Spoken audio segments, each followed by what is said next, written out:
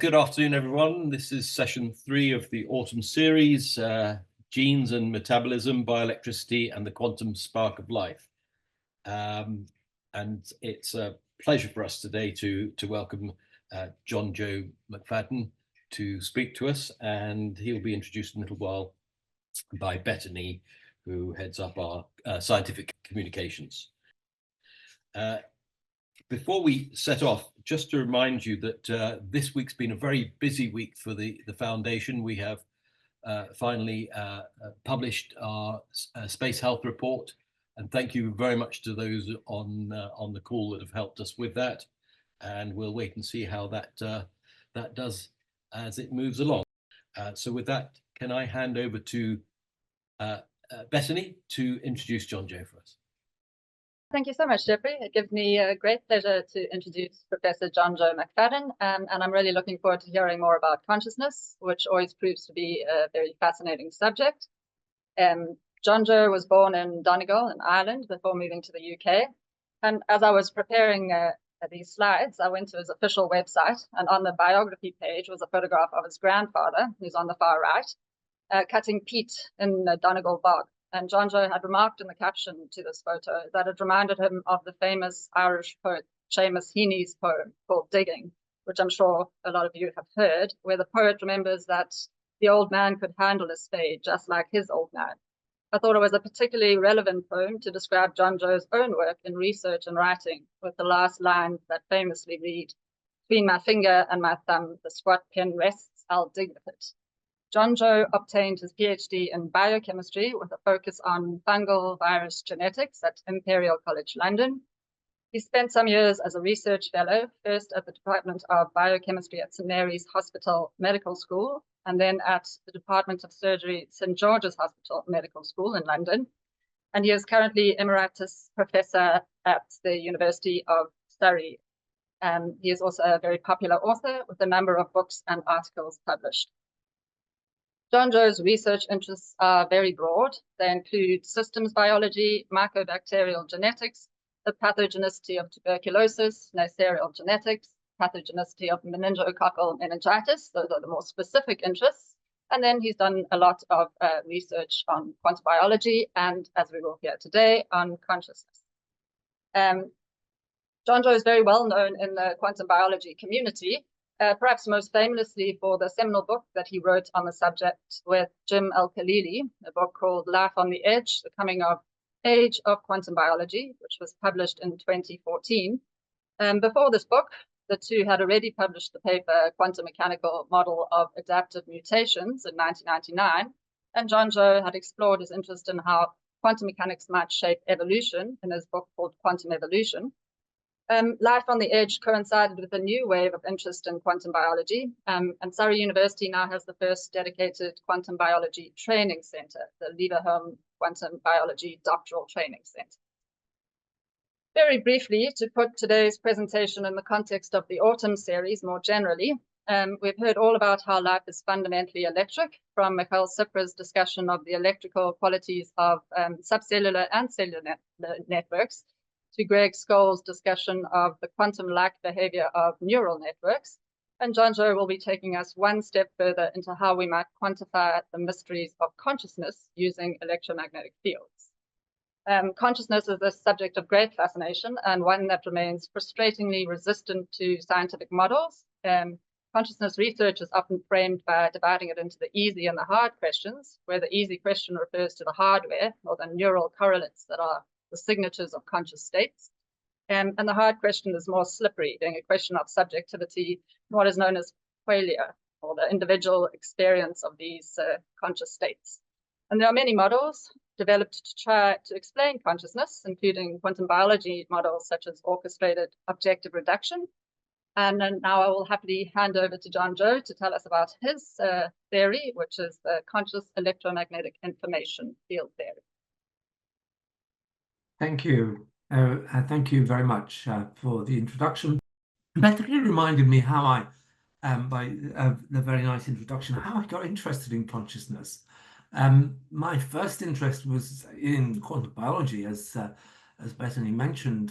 Jim and I we got interested in whether mutations, whether quantum mechanics might be involved in mutations, and I was so enthralled with that idea that I submitted a book proposal to publishers, and they took it up, which led to quantum evolution. And in chapter 13 of that book, in which describes the role of quantum, or it was speculative mostly on the role of quantum mechanics in biology, but I had a chapter on consciousness, and it was published several years after Penrose and Hamerhoff had published their microtubule theory of consciousness, the ORC collapse model. And I thought, okay, well, I'll be able to talk about that. But when I started writing the book and I got to chapter 13, by this time I knew a lot about quantum mechanics, because I've gone through 12 chapters describing how quantum mechanics might be involved in biology. So I learned a lot, often through conversations with Jim, of how quantum mechanics worked. And I couldn't believe it, the Penrose-Hamerhoff story.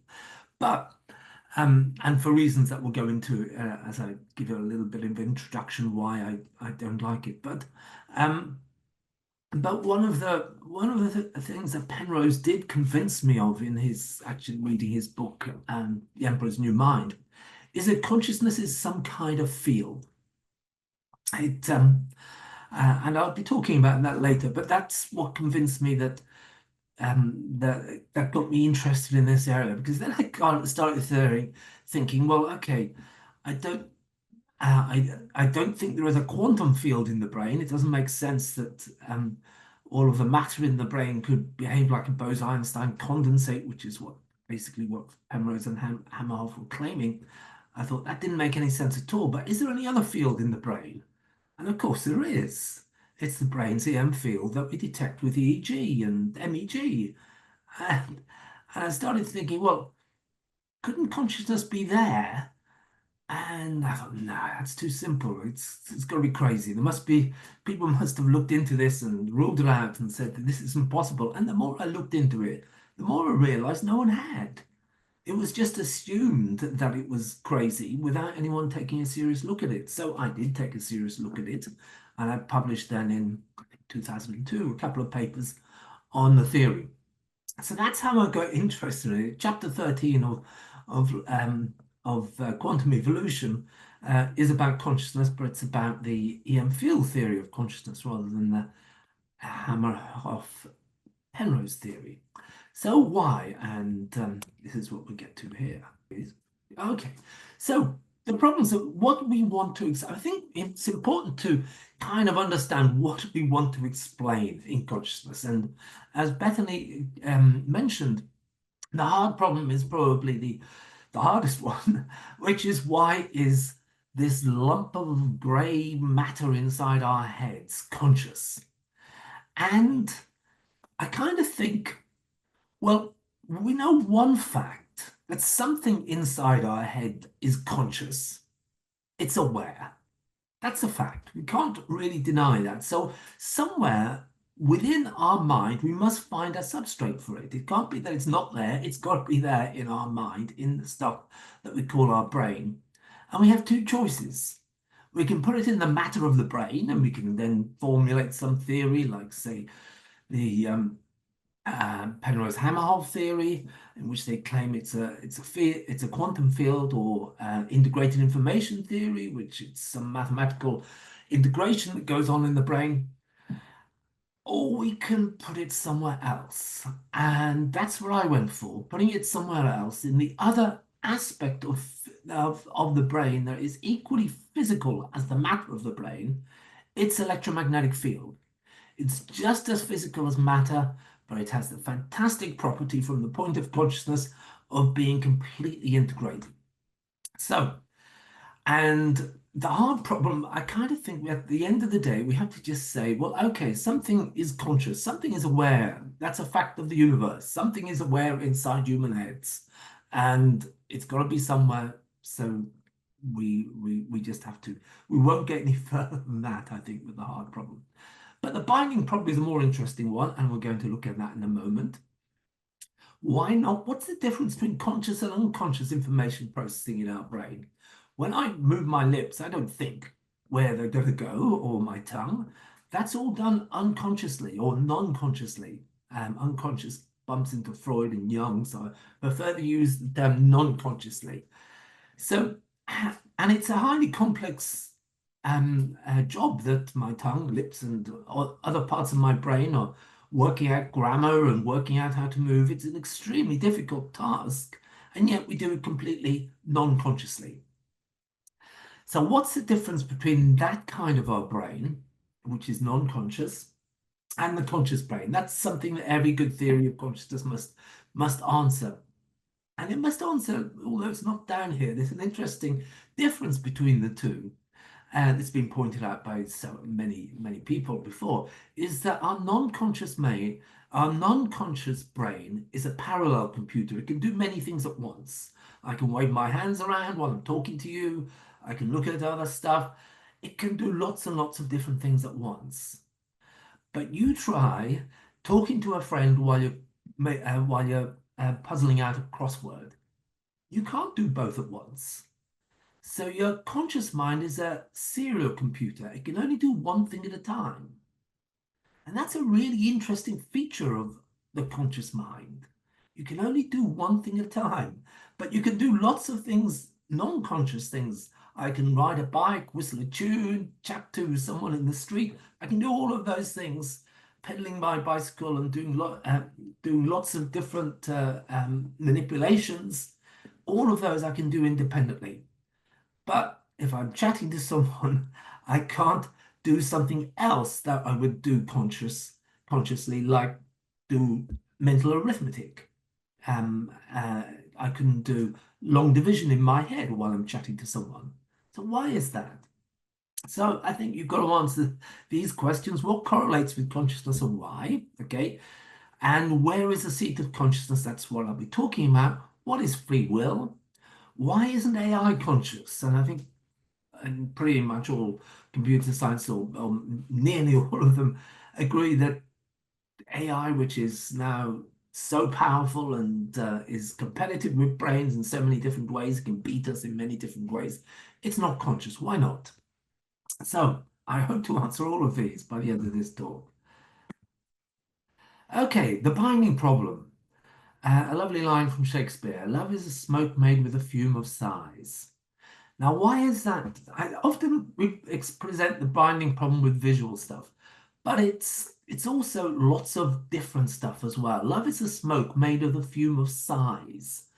I mean, how does that make sense? Except if it's an integrated whole, it's a smoke. It's kind of, love is something not focused, but kind of wave-like in a way, made with a fume of sighs. So sighs, happy sighs, crying sighs, fumes. It's throwing a lot of different things together. And this really, in my opinion, is what poetry is all about, putting lots of disparate objects into a line of poetry. And that's what a poem does. And it requires the binding problem to make sense. If a computer looks at this line, it won't understand it. It will be able to tell, okay, what smoke is or what a sigh is, but it won't understand poetry because it won't get what this is, higher level of bringing all of these things together. And then there's an interesting line from Gary Marcus, one of the pioneers of deep mind and computing. What's the best way to fix a bicycle that has a rope caught in its spokes? And he, in this paper in 2018, was lamenting the fact that he said you could give that problem to a 5-year-old child on their first exposure and they'll be able to sort it out. You could give that problem to any computer on the planet and it wouldn't have a clue. How is it a 5-year-old child can solve that problem, but a computer can't? No matter how many trials you give it, you maybe have to give it 1 million trials and maybe it will sort it out by trying lots of different things. But there's something different about it. And I think it's to do with the binding problem. What a 5-year-old child can do is hold that object in her head and turn and twist it, move this rope this way and that way. And to do that, you have to hold the whole object. It's no good dissecting it, which is what computers do, dissecting into different bits. That doesn't make sense. So, and it won't allow you to solve the problem. So that's the binding problem. It's normally discussed if you just look around you at the moment and you ask the question, how is all of the information that I can look outside? There's a tree, it's got green leaves, a brown bark, it's reflecting sunlight, it's moving in the breeze. All of that is stuck together. And it's got different aspects of that information, its color, its movement, everything is encoded in different parts of your brain. But somehow in your conscious mind, it's all stuck together. And that's classically the binding problem. How does all these disparate elements of your conscious experience come together in what seems like a unified experience that couldn't really be taken apart? Okay. So the problem is, as shown on the left, have I got a cursor there?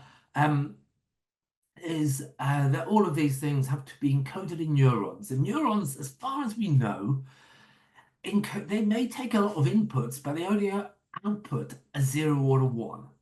That's all they do. So all the information that they can code that is used for processing is a 0 or a 1. So that means that all the information in complex stuff like Shakespeare's poem has to be dissected.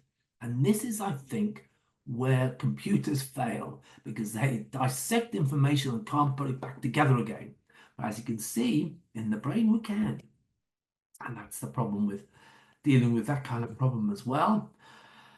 Objects and ideas are experienced holistically, joined up information, as the Gestalt psychologist claimed, that can be manipulated mentally, as in the rope problem. Neurons only encode discrete information in their firing rates and behave like classic integrated fire logic gates. So, and I think, to give you a preview of where we're going, our non-conscious mind is like a computer. It's going on through our neurons. I'm not saying that everything that goes on in our mind is EM fields. Our non-conscious mind is the stuff that goes on in our neurons. Our conscious mind is in the brain's EM field. So where is the seat of joined information in the brain? So first of all, I'll ask the question, does quantum mechanics help? And here I'm just going to remind you of some basic quantum mechanics or basic atomic science. The classical model of electron orbiting the nucleus, and then the modern quantum model in which you have an electron cloud. The electron in that cloud is it's in a superposition of all its possible places. That's what we call a field. It's a field. The electron in the quantum mechanical model is a field rather than a particle. So in the classical sense, we have discrete information. In the quantum mechanical, it's fields, really. But what is really important when you come to ask the question whether quantum mechanics is involved in the brain, wave-particle duality and the coherence of quantum fields is only relevant within the particle's de Broglie wavelength. And I'll just explain what we mean by that, just in case for people who don't know. So here, I'm going to have to move the pictures of everyone around. Hang on a second. There we go. So here we have the de Broglie wavelength illustrated by the size of this wave inside a proton. This is an imaginary proton. And the de Broglie wavelength of is inversely proportional to particle mass. So a fairly massive particle for like a proton has a very small de Broglie wavelength. And that means the proton that is localized. It isn't a delocalized particle, it's a localized particle. It behaves fairly classically. It tends to be in one place at a time. Now there is quantum behavior, of course, in protons. Are interested in that in terms of mutations, but we'll ignore that for the time being. If you look at an electron, it's a much lighter particle, and it has then a wider de Broglie wavelength, which means that its reality is spread as a wave around its central position. It doesn't really have a central position. It's actually a wave spread over a certain amount of space. And that, of course, is very important when we think about molecules such as benzene. Its Protons, its nuclei, are localized, as in this model here. Carbon nucleus is there, another one's there. But its electrons, and particularly its pi electrons, okay, something's missing there in the animation. What I should show is the pi electrons of the benzene molecule are completely delocalized. And this means that their reality, if you like, is spread around each of the 6 carbon atoms in the ring. And that's entirely a quantum mechanical phenomenon. And it's responsible for the properties of benzene and aromatic compounds that you have in your fridge. So quantum mechanics and the if you like, field properties of quantum mechanics, the delocalization of information is not only confined, the consequences of that are regularly have macroscopic impacts. The properties of a bottle of benzene on your lamp bench are due to the fact that its pi electrons are delocalized. And the properties of other aromatic compounds are similarly due to that fact. But photons have no mass at all, so they're completely delocalized. A photon only has a position when you measure it. Otherwise, it is entirely delocalized because it has 0 mass. So a photon, or if you like, a field that represents that photon is everywhere at once. So that means if you think about the information in our brain that is reflected in the brain's EM field, we'll come to that in a moment, it's delocalized everywhere. Every little bit of information is everywhere in the brain. It doesn't have a fixed position in space. And we know that when we use mobile phones, because mobile phones depend on picking up signals, say from your router to watch a movie on your mobile phone, and you can pick up that same signal anywhere in the room or anywhere in a building. If it's a strong router, you can pick up your phone signal anywhere in a city. And it's the same information you can download at any point. So that's the important thing to realize about fields like electromagnetic fields. They're delocalized and they integrate all of the information in the field at the point at which you are decoding the information. So, and that's true for all fields.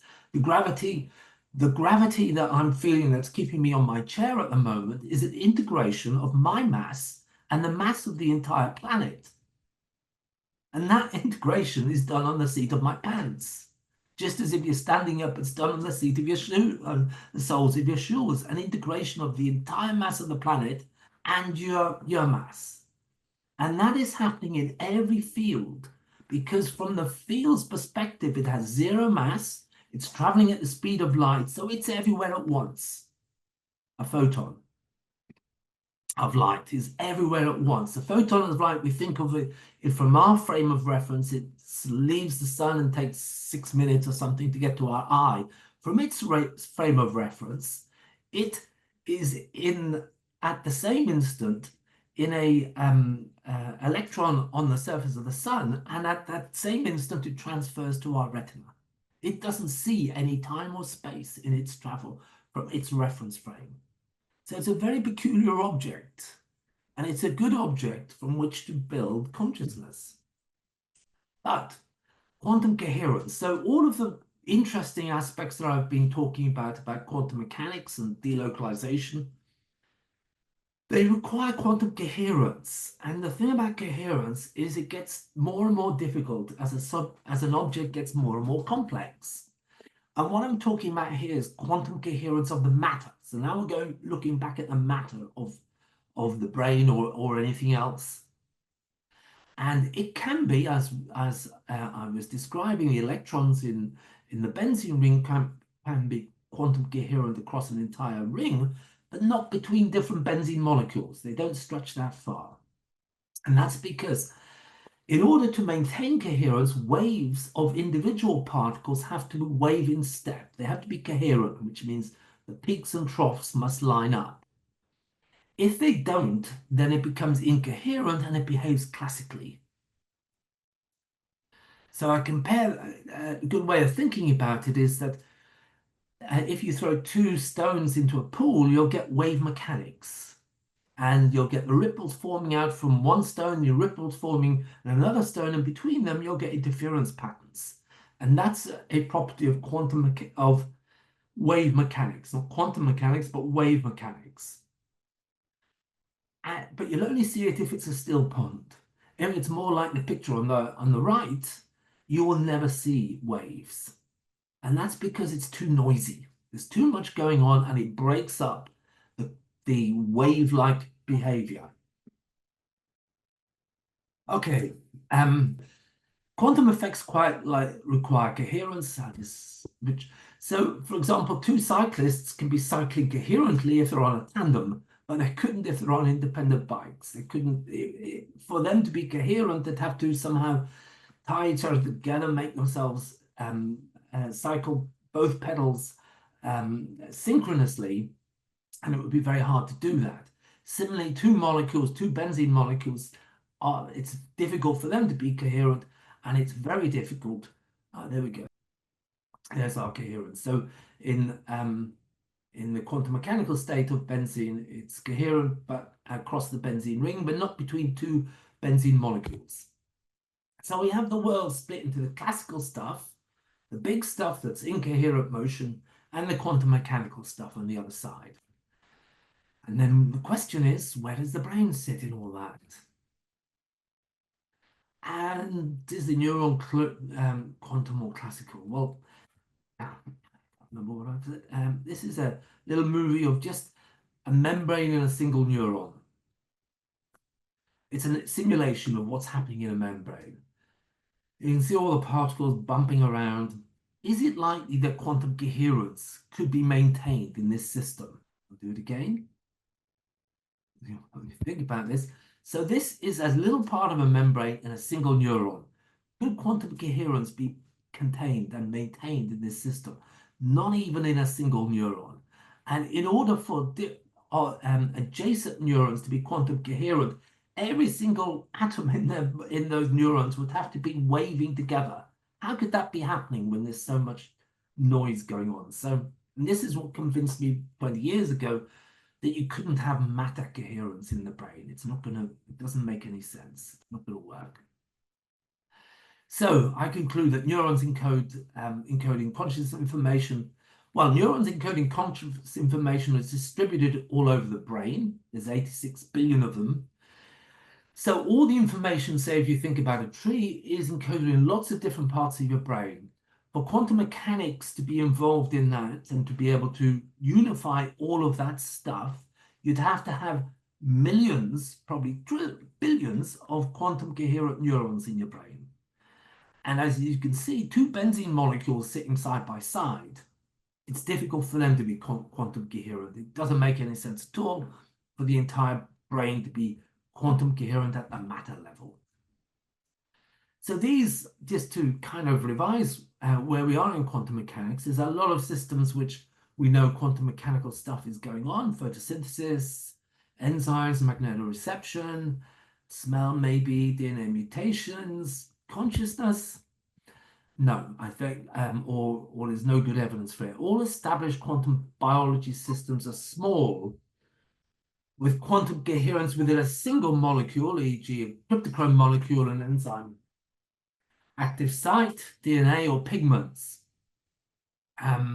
or involve just a few complexes, a few photosystems across a small amount of space. But the idea, so all of the quantum biology that we've studied so far, like in the enzyme molecule, which is up here, some quantum mechanics seems to be going on inside a single enzyme. And it's illustrated by what's the motions going on here, because the enzymes take a substrate molecule, singular, and turn it into a product molecule, singular. But what you need to unify all of the information in the matter of the brain is trillions of molecules being coherent, and it's just not possible. So that's my conclusion. So is there someone else where all of this information can be unified? And here we come to the EM field theories. I should mention that I realized just as I was coming up that I haven't put in other references for other scientists who have proposed EM field theories of consciousness. For example, Sue Pocket, who proposed an EM field theory of consciousness simultaneously in the same year as I did by some quirk.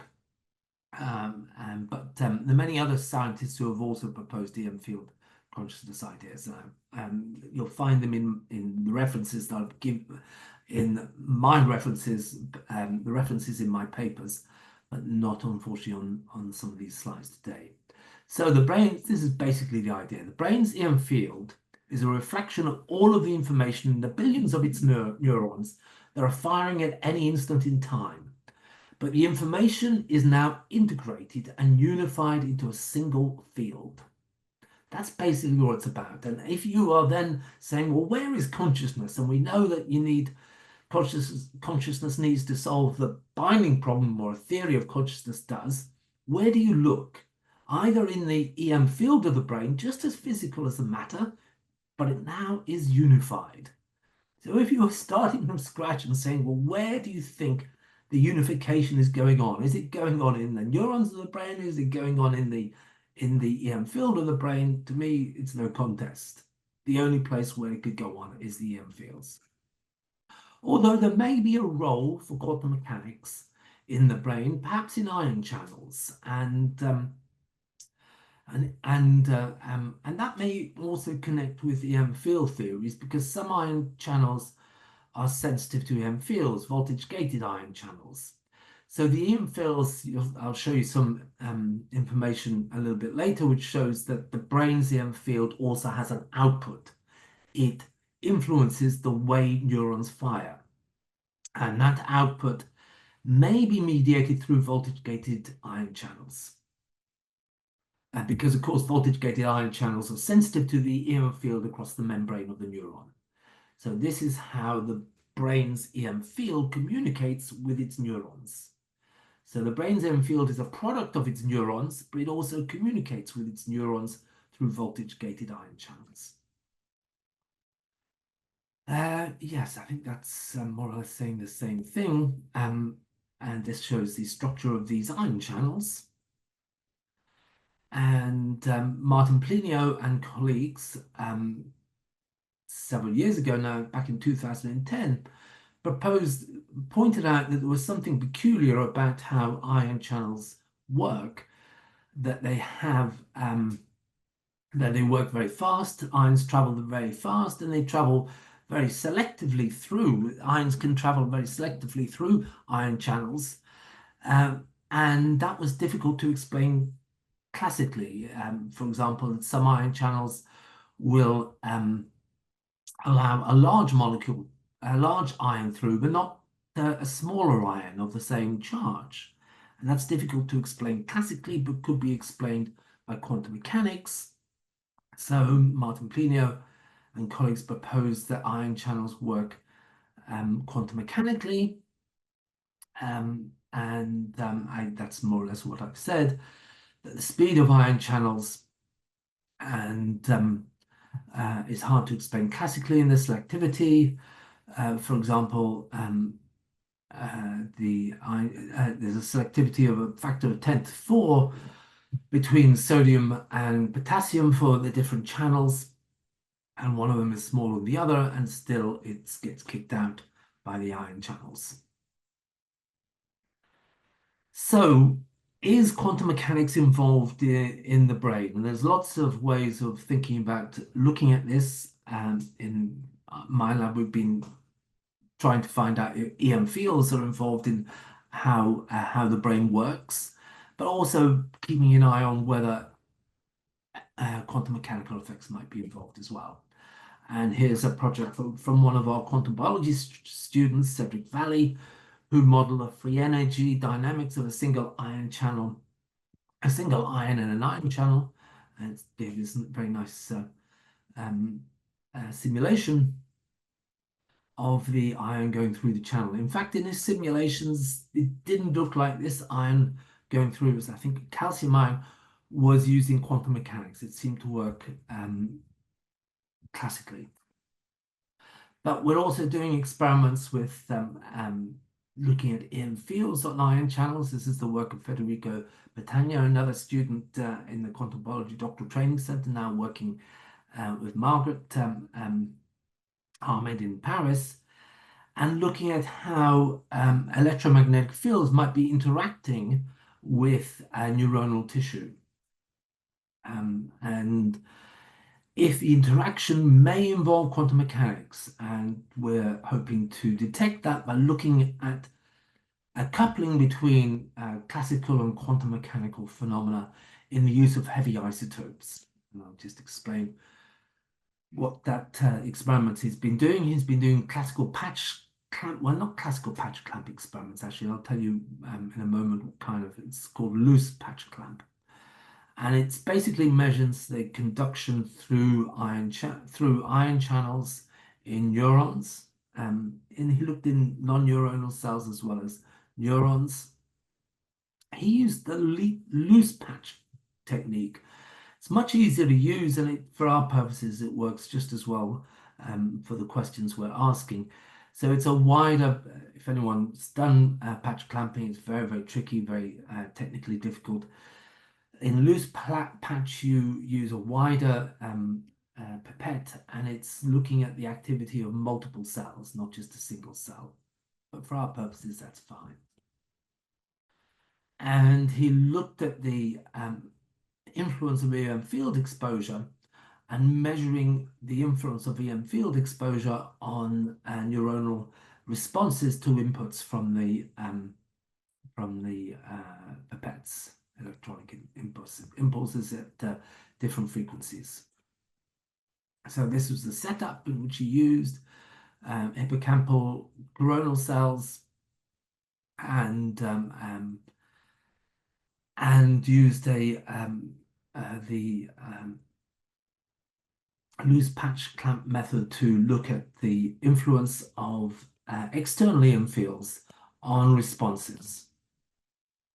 So neural, this is an action potential, which I'm sure you're familiar with, which can be created by a stimulus. So he creates action potentials in the tissue and then looks at the influence, if any, of EM fields. But he also did the experiments both in ordinary water and in deuterated water. And deuterated water is, of course, increasing the mass of the ions of hydrogen, of the nucleus of hydrogen from 1 to 2. And if, for example, quantum tunneling was involved in the transport of ions such as hydrogen through a channel, then you would expect it would be influenced severely by changing from hydrogen to deuterium, because the mass is doubling, and that will have a big impact on the tunneling rates. Tunneling is very, very sensitive to mass, and it tends to go down as very sharply. The mass is in the exponential of the tunneling equation, so it's very, very sensitive to mass. So he did these patch clamp experiments. This shows action potentials. You don't need to look at them too hard because we'll just give you the data, but basically we have a baseline, and then we have a field, a 50 Hertz field applied to the tissue when doing the patch clamp experiments. And these are the data. And basically what we found from these experiments and published, I think we'll show some publications, is that there is an effect of EM fields on the currents going through the ion channel, the induced current in the neurons. And there was an effect of deuterium on the induced current in the neurons. But the biggest effect we got was with both deuterium and external EM fields. The EMF is external magnetic fields, electromagnetic fields, and it shows a big difference between the condition, the control, and the test conditions. So showing there is an influence of EM fields on the action potentials generated in the loose patch clamp system in these cells. And that is, so it's influenced both by EM fields, and it's influenced by putting deuterium rather than water in the media. And those are separately influential but they have the biggest effect when they work together, suggesting that there's some coupling between those two effects that may be quantum mechanical. We don't really know, but it's an interesting phenomenon that they do not seem to be independent. They seem to interact. So, is quantum mechanics involved in the brain? I think it's only likely to be involved in objects like neuronal ion channels, and there may be some evidence for quantum mechanical transmission of ions through ion channels, that there may be quantum coherence may be involved. But there's still a lot more work to be done. So I'll come back to looking at EM field theories of consciousness, and these are the problems that we've looked at. And I'll just go over some of the arguments really for why EM fields are important, I think, in consciousness. And one of them is, for example, looking at this triangle. It's an impossible object, of course. And where in the brain is capable of representing this object? We know it's an impossible object, but it's a complex object. It can't be encoded in a single neuron. It's got to be encoded in lots of neurons. So where does it come together? It's held in our brain as a single object, and yet it's probably encoded in 1 million different neurons in your brain. How do we see the single object? That's another aspect of the binding problem. And that's just illustrated there, that the information is distributed. And as far as we know, neurons will look at that object, and they'll behave like a computer. Okay, there's some gray color there, there's a line here, there's a corner there, and it will handle all of these objects, all of these aspects of the image separately. But somehow it comes together where? So objects are experienced holistically as joined up information. Neurons only handle discrete units of information in the firing rate, whereas the joined up information, and I've discussed this already. Okay, so even classical fields integrate information, and this shows a magnet, of course, the ion filings thrown onto a piece of paper above a magnet. The interesting thing about that is that the field is doing a massive calculation there. If you had to calculate from the structure of the bar magnet, its magnetic field lines, that would be a pretty massive calculation. But throw some ion filings on, and there the calculation is done. And I make that point just to make the point. The fields are calculating units. They perform a calculation. They're essentially an exemplification of the structure of the equations, the field equations, Maxwell's field equations. And you can use Maxwell's field equations to solve problems. Here, for example, is Robert Downey Jr. Picture of him, but it's drawn with ion filings tossed onto a piece of paper. It's an artist who does paintings, if you like, but paints with magnetic fields. So you can see Robert Downey Jr. by throwing on a blank piece of paper, by throwing ion filings on the paper. But if you don't have the ion filings there, the picture of Robert Downey Jr. is still there. It's just invisible. And that's what we have to think about consciousness. It doesn't need a visible object to be its seat. It can be seated, the seat of consciousness can be something invisible, like the brain's EM field. And as I've discussed already, we already deal with that kind of information when we pick up, use our phones and computers, and Wi-Fi and Bluetooth is all using the ability of information to be encoded in EM fields.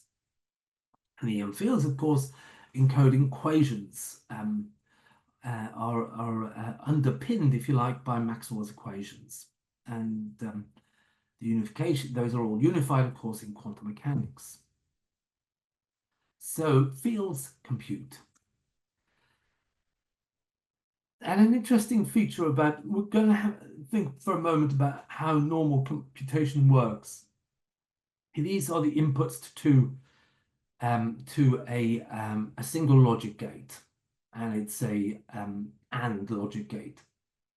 So if it receives this input of a 1 and a 0, it doesn't fire.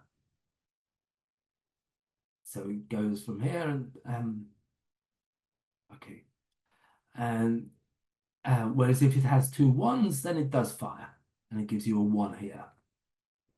So that's an AND gate. It needs two 1s and it will fire. If it has a 1 and a 0, it won't fire. So that's how a typical logic gate works. And the interesting thing is it computes in time. So at one point of time, you have 2 bits of information.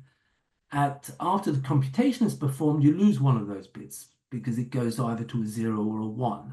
So you lose information in a classical computation. 2 bits to 1 bit. Here's how an EM field computer could compute. And here we're representing T1 and T2 again. And we're saying inputs are what the field is at 2 points of space, 2 points in space. This point here or this point there. And in this case, again, it's an AND gate. There's a signal here, but no signal there. So the output, which comes from a point in space here, generated by the EM field of these two transmitters, says 0. That's the result of the computation. In this case, if this transmitter is on, so we have two 1s here as the input, then the same point in space will have a very different EM field, and it will output a 1. Okay, so that's how you can do a computation with EM fields. So you allow EM fields to interact, and where they interact, you will get a particular value for the EM field at that point in space. And that can be used to do computations, just as I've illustrated here. But the interesting thing about it compared to the classical gates is that it's two bits at the same time. You have a computation in space rather than in time. So the computation is there so long as the cells are firing, if we're thinking about this as neurons. 2 bits still there. The information is conserved. So matter versus field computation. Matter is discrete and localized in space and time, so conventional computation is never bound. EM field processing is distributed and unified within a single instant of time. So when we think about comparing those two statements, when we think of bound information in the brain, if it's bound by neurons, they would all have to be firing at exactly the same time. And that's not going to happen in order for the information. When you think about information that's processing an object such as an apple, that information is going to be going through neurons at different points in time. Because the information is time dependent, it will never all be present in the brain at the same time. But if it's EM field processed, then it will be present in the brain at the same time, so long as the neurons keep on firing. But they do need to, for it to work, this EM field kind of processing, there is one property that they need to have. The EM field processors need to be processing the information at the same time, so neurons need to be synchronized. This kind of EM field processing will only work if neurons are synchronized. So this neuron has to be synchronized with that neuron to do the computation. And what is the best neural correlate of consciousness? It's synchronized neural firing. Lots of studies going back to the 1980s and 90s showed that when scientists looked at, for example, what information in animal brains, such as doing experiments on monkeys, when they become conscious of an object, what is the difference in neuron firing? So you put an object in front of a monkey, it doesn't notice it, and then suddenly it does, and it responds. What is the difference in neuron firing? And what they found was that the actual neurons that fire are identical. Nothing changes in which neurons are firing. What happens when the animal becomes conscious of the stimulus is the neurons fire in synchrony. Now, that is important because, or let's say, first of all, it's hard to explain why that should be important if just the matter of the brain is involved in consciousness, because it shouldn't really make any difference whether your neurons are firing synchronously or non-synchronously. But what happens when brains are firing synchronously is that all the peaks and troughs of individual neurons are in sync. So the peaks are in sync and the troughs are in sync, which means if you have 1 million neurons firing synchronously, they will all reinforce each other to generate an EM field that will affect the entire brain. If they are firing asynchronously, then you will have zero net field because the peak of one field will meet the trough of another and they'll cancel each other out. So asynchronously firing neurons will not reflect any of the information that they encode into the brain's EM field. The only way that you can get information into the brain's EM field is for neurons to fire synchronously. And what is the best correlate of conscious information in the brain? It's synchronously firing neurons. So those experiments were done in animals, but similarly, EEG studies in humans suggest that synchronous firing, the strongest signals that you see in EEG patterns, are generated by synchronously firing neurons, and they tend to be the neurons that are encoding conscious information. So both in animal brains and in human brains, synchronously firing neurons are the neurons that we are consciously aware of. And why is that? It's perfectly explained if we accept that actually they're transmitting information into the brain's EM field. So neurons communicate via chemical synapses who have action potential along neurons, also generate EM fields. Most neurons fire asynchronously so that EM fields cancel each other out. So for example, here's asynchronously firing neurons and the EM fields generated by them. Because it's asynchronous, when they interact, they cause destructive interference. So they generate zero net field. But if brain neurons are firing synchronously, when they interact, they generate a bigger field. And this is the stuff that we're aware of, synchronously firing neurons. And that's so. And now the other aspect of the CMI field theory, which stands for, if I've said that before, conscious electromagnetic information field theory. It suggests that the other thing we know about our conscious mind is it drives our conscious actions. So we've got to have an output of the EM field. And that's always, I guess, been a problem when people were thinking about, if they were thinking about if EM fields might be involved in consciousness, what's its output? How is it going to get out of the brain into delivering motor outputs such as speech? But we now know by studies going back to 2010 and 2011 from Froelich and McCormick's lab, from Christoph Koch's lab, that that neurons are sensitive to EM fields that are of a similar strength and structure as the brain's endogenous EM fields. So in those experiments, what they did was, and the same as in Federico's experiments that I explained earlier, they're applying EM fields to the brain, which are about the right strength and structure of the brain's endogenous EM field. And what they find is it changes neural firing patterns in the target tissue. So if these external EM fields are the same strength and structure as the brain's EM fields influence neural firing patterns, we must conclude that the brain's endogenous EM fields also influence influence neural firing patterns. In other words, they have an output. They influence our actions. So when we talk about what is free will, what I believe free will is the output of our brain's EM field in driving neurons towards actions. So the CEMI field theory, conscious electromagnetic field theory, is that digital information within neurons is pooled and integrated to form an electromagnetic information field in the brain. Consciousness is that component of the brain's EM field that is transmitted to neurons and is thereby capable of communicating its state to the outside world. And free will is our experience of the action of the brain's EM field on motor actions.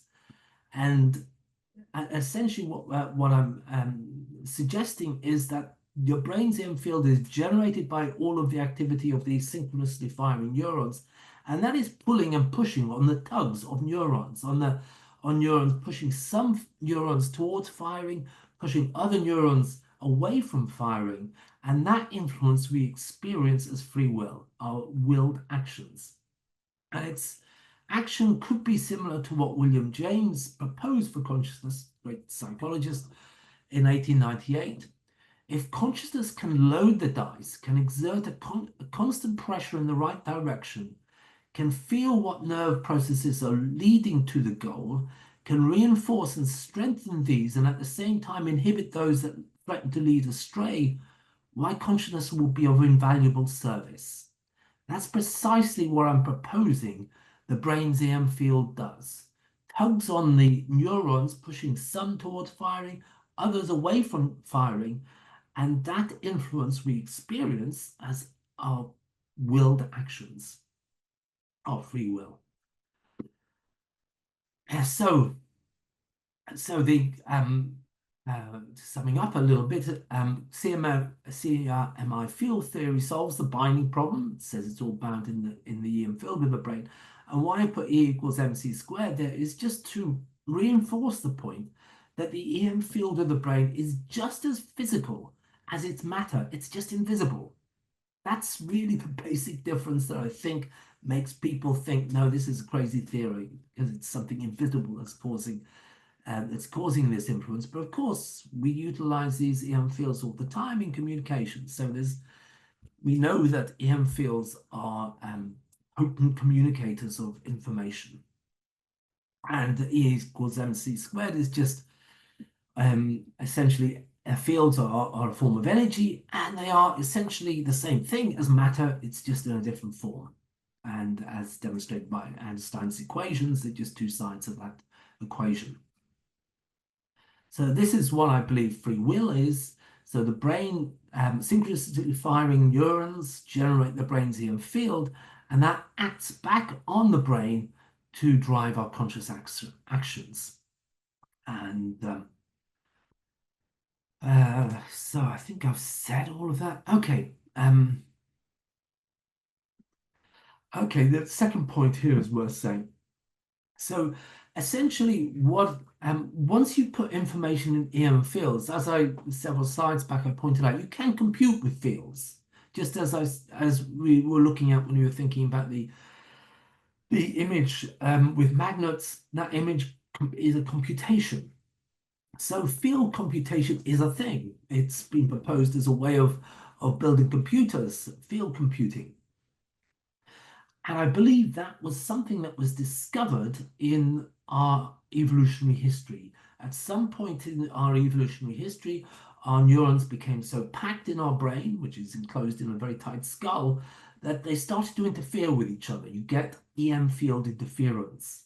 Now, EM field interference is what computer engineers deal with, and they exclude it from their devices. It's considered a problem when EM fields start to interact with each other inside a computer. That's EM field interference. So computers are designed to remove EM field interference. I think our brain, in the history of in the evolutionary history of primates, and probably other animals as well, our brains discovered a way of computing with EM fields. And that provided the advantage that conscious minds provide us with. And that is a great advantage in that you can't do long multiplication in your non-conscious mind, but you can do it in your conscious mind. There's lots of problems you need consciousness for. You don't need consciousness to ride a bike, but you do need consciousness to do more creative things. And I think that's what our mind is, the gift of consciousness to our minds, which current AI lacks, because current AI excludes EM field interactions. So it's only computing through the wires, if you like. We've got a brain that's got two modes. One is computing through the wires, the neuronal brain that does all our non-conscious thinking, me moving my hands like this, moving my lips. That's all done by the non-conscious neuronal mind. But when I think about creative ideas, which I occasionally do, then I'm using my conscious mind. So we have two minds, whereas AI just has a single mind, which is equivalent to our non-conscious mind, the stuff that does all the automatic stuff. And that's why AI lacks consciousness and creativity, I think. But you could build an AI that computes with EM fields. No one's done one yet, but a computer that computes with EM fields rather than wires, or at least as well as wires, and that I would predict would become conscious. Right, okay.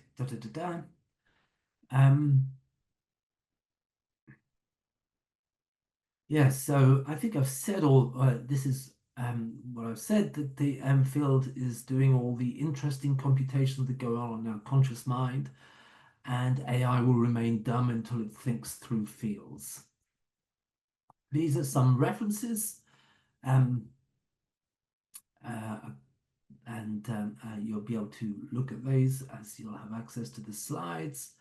And the thing about the theory is it's entirely compatible with physical theory, unlike the Penrose-Hamerhoff idea, which I don't think is compatible with physical theory. It doesn't make any sense to have quantum coherence in the matter of the brain. Doesn't require any new physics, nor infeasible physical states in the brain, and suggests that conscious brains have evolved capability to perform what I call gestalt information processing. I think in the field of the brain, we can process whole objects, ideas we call them. Whereas in a digital brain, you've got to break down the information of a tree into lots of binary digits. And that's how computers compute. But in the EM field of our brain, I believe we compute with whole objects, what I would call gestalt information processing, rather than or field computing. And that's what's currently lacking in AI. So we'll look at these problems. Why the hard problem? Well, what I say is the consciousness is what complex information in the brain's EM field feels like. And I think that's all we're ever going to get as far as tackling the hard problem. How the binding problem, it solves that, I believe, the CEMI field theory. What's the difference between conscious and unconscious information in the brain? The other thing I pointed out earlier was that, did I point out earlier?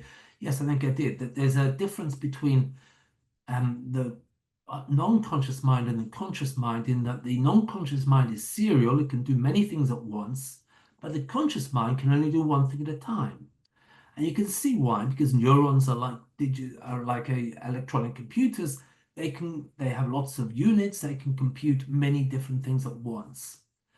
You have a singular brain EM field. There is only one brain EM field. So you can only do one thing at a time in your conscious EM field. And that's it. What is good about that is it's predicted by the theory. And it explains one of the most peculiar things about consciousness. It would be easy to imagine that we could consciously do a long division and do a crossword at the same time. A computer could easily do it. We can't. Why not? It's a fundamental property of our conscious minds that they're serial. We can only do one thing at a time. As far as I know, the only theory of consciousness that explains that is EM field theories, because you only have a singular EM field in the brain. It's unified and it's singular. What correlates with consciousness and why? Well, that's synchronous firing correlates best, and we know why. Where is the seat of consciousness? Brain's EM field. What is free will? It's the action of the consciousness on the brain of the conscious EM field. And why isn't AI conscious is all explained. Okay, there is, I think we've got a few minutes more that we can use, but to look at a couple of other points, but maybe I'll have a break. And I've got a few other slides which I could show, but I think we'll break at that point and have a rest.